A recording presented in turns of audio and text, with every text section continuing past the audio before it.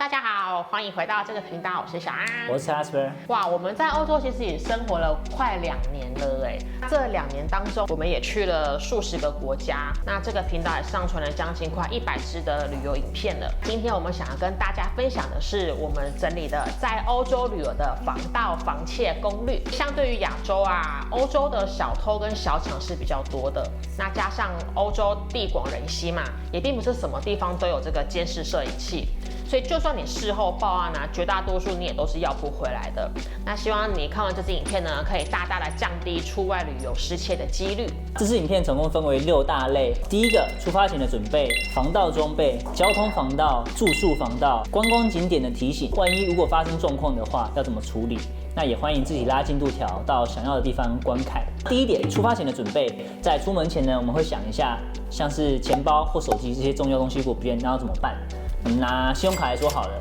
我们觉得就带2张就够了，一张 Visa， 然后一张 Master， 然后并且把他们的挂失电话都会先存在手机内。那至于护照，如果这东西丢掉的话，在当地的大使馆我们就必须要补办，那我们就必须要有身份的证明嘛。我们也会提前先准备护照的影本，还有身份证的影本，还有几张护照的照片，然后把这些东西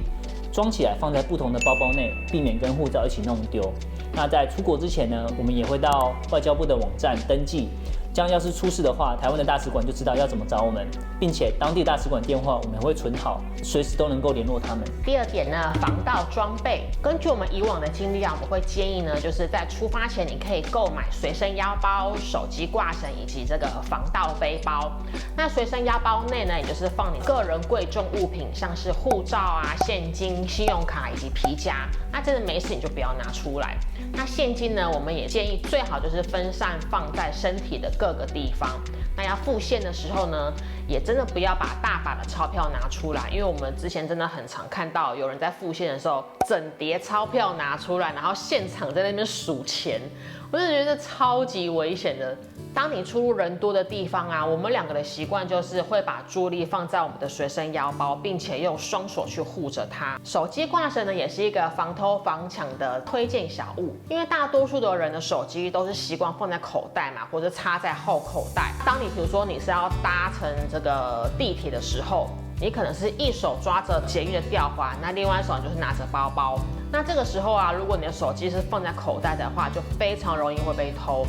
那手机挂绳我们是建议，就是你可以放在你的外套或是衣服内，那要拍照的时候再拿出来就好了。最后一个的这个防盗背包，这个我们觉得是非必要性啊，就是可有可无，因为原因就是说我们的贵重品都已经放在我们的腰包内了嘛，所以你的背包基本上都是放一些不重要的东西。那如果你真的是有必须要在背包内放贵重的物品，像是笔电之类的，那真的记得啊，你一定要买这个材质是防割的，而且啊，拉链是朝内的防盗背包。那除此之外啊，背包的方式也是很重要的哦，千万要记得。如果你背包往后背的话，里面的东西就是别人的了，尤其在人多的地方，像是你在搭火车、公车，或者是前往知名观光景点的地方，背包建议还是要往前背。但是我们其实还是不建议在背包内放贵重物品就是了。第3点，交通防盗。在外面旅游的话，如果你有搭乘大众运输交通工具，其实在还没搭乘之前呢，很多人东西就会发现被偷了。像是排队搭地铁的时候啊，甚至是买交通票的时候，大部分人呢就会放松戒心。那有时候有些扒手就会趁这个时候来偷窃。像是某一次我跟我朋友在西班牙的时候啊，那我们要过地铁的闸门，我们就发现有一个人贴着我们贴很紧。我朋友准备要过的时候呢，小偷就趁那个时候要偷他的手机。但是还好呢，我朋友就是那时候是穿紧身裤，所以小偷就没有偷成功，因为那个手机就被卡在那个裤子的口袋里面。对，就这点要特别注意一下。那还有在搭巴士或是搭地铁的时候，在门要关上之前，也特别要留意身上的物品，千万不要用手机，因为有些人的手机呢，就会在关门的时候，然后就被抢，那车子就刚好就开走了。那因为他开走了，所以你也没办法追了。还有呢，在车上请把注意力放在你自己的重要物品上，千万不要把注意力就是一直放在手机，一直在滑手机。以及呢，在某些地方的大众交通工具发生过，就是在你面前一直掉硬币。那当你帮他捡硬币的时候呢，他的同伙就在旁边准备要偷你东西。所以我们在搭这些交通工具的时候啊，都是战战兢兢的，也千万不要跟陌生人沟通，也避免不必要的交流。最后一点呢，就是行李千万不要放车上。很多人想说行李就是藏在后车厢或是放在后座就没事，但是呢，我们周遭有不少的朋友在欧洲发生过车窗被敲破，自己行李箱被拿走就算了，帮人家代购的精品也全部被一扫而空，所以千万不要贪图方便，把行李放在车上。第4点呢，住宿防盗。根据我们以往的经历啊，我们是觉得说，如果你的预算是足够的话，选择旅馆还是大于 Airbnb， 因为其实大部分的旅馆内都还是附有监视摄影器嘛。那我们也会特别选择呢，房内是有保险箱的。除此之外啊，如果你是住在旅馆，我们也还是建议你不要把贵重的物品放在保险箱外面，因为其实有发生过不少案例，就是他们贵重物品没有放在保险箱内，然后莫名其妙就不见了。因为房内也没有摄影器嘛，如果真的发生了，你也只能自认倒霉。所以我们还是会建议啊，你的贵重物品，要么就是放在保险箱内，要么就是随身带着会比较好。第5点，观光景点的防盗，通常人多的地方，大部分都也会有小偷混在里面，所以我们就提供一些我们自己整理出来的小技巧。第一个呢，就是不要当个高调的观光客，尽可能就是打扮的低调一点。那我们这边推荐一个还蛮实用的方法，就是你可以外面套一件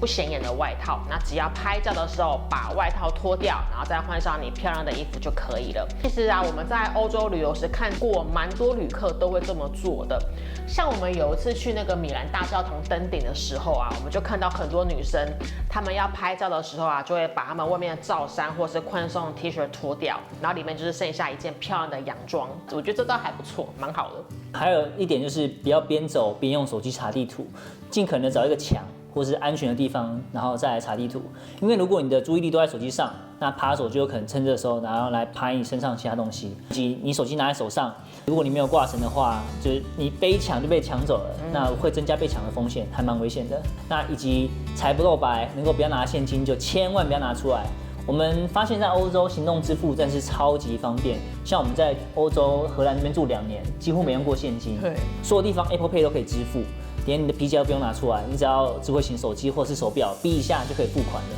除此之外呢，我们还会额外准备一些小硬币在我们的口袋里面，那给街头艺人打赏使用，或是公共厕所投币用。但是我们绝对不会在公共场所拿钞票出来的。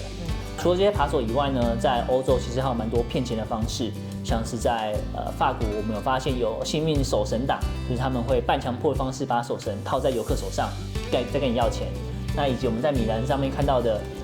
会有人拿鸽子饲料给你，那当你一撒鸽子饲料给鸽子的时候，他也会再跟你要钱。哦，那这边我也想要分享一个我的亲身经历。那时候去意大利，那我那时候刚抵达，所以手上还拿着一个很笨重的行李，要过一座桥。那当时呢，就有一个人就跑过来跟我说：“哦，你这个行李很笨重哎，还要扛这个行李过这一座桥，太累了，我来帮你。”当时我还觉得说：“哇，这个当地人怎么那么热心善良啊？怎么那么好？”于是呢，我就接受了他的帮忙。